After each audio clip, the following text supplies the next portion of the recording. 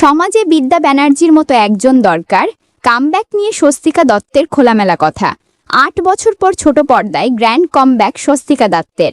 স্নেহাশিস চক্রবর্তীর হাত ধরে নতুন চরিত্র প্রফেসর বিদ্যা ব্যানার্জি।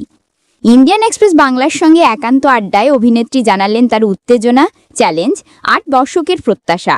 কেন বিদ্যা ব্যানার্জি? স্বস্তিকার মতে এই চরিত্রটা আজকের সমাজের জন্য ভীষণ প্রাসঙ্গিক। শিক্ষা ব্যবস্থার ডামাডোলের মাঝে বিদ্যা ব্যানার্জির তো একজন দরকার। স্নেহাশিস দা সবসময় বাস্তবকে পর্দায় তুলে ধরেন। প্রথম এপিসোড থেকেই বোঝা যাবে আমাদের চারপাশে এমন ঘটনা ঘটছে। কামব্যাকের অনুভূতি। ব্লুজ প্রোডাকশনে হাত ধরেই ডালি হিসাবে জনপ্রিয়তা পেয়েছিলেন স্বস্তিকা। এবার আবার সেই ব্যানারেই ফিরছেন। দাদা যখন বললেন তোমাকে নিয়ে একটা মেগার কথা ভাবছি, আমি কিছু না জেনেই হ্যাঁ পড়েছিলাম। আমি স্নেহাশিসদার লেখার বিরাট ফ্যান। গ্ল্যামার বনাম শৃঙ্খলা। স্বস্তিকার দাবি গ্ল্যামার ওয়ার্লস নিয়ে অনেক ভ্রান্ত ধারণা আছে। আমরা একটানা ১২-১৪ ঘন্টা শুটিং করি। উশৃঙ্খল জীবনযাপন করলে অভিনয় সম্ভব নয়। সবসময় যা রটে তা বটে নয়। অ্যাকশন দৃশ্যের চ্যালেঞ্জ।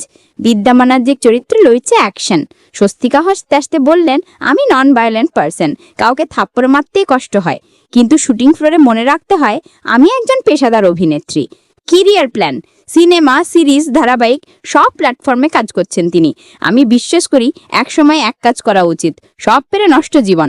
দর্শকের জন্য বার্তা, আমি চাই দর্শক নতুন চরিত্রের স্বাদ পাক। স্নেহাশিস চক্রবর্তী এমন চরিত্র তৈরি করেন যা সমাজে আলো ফেলতে পারে। বিদ্যা ব্যানার্জি সেই রকমই।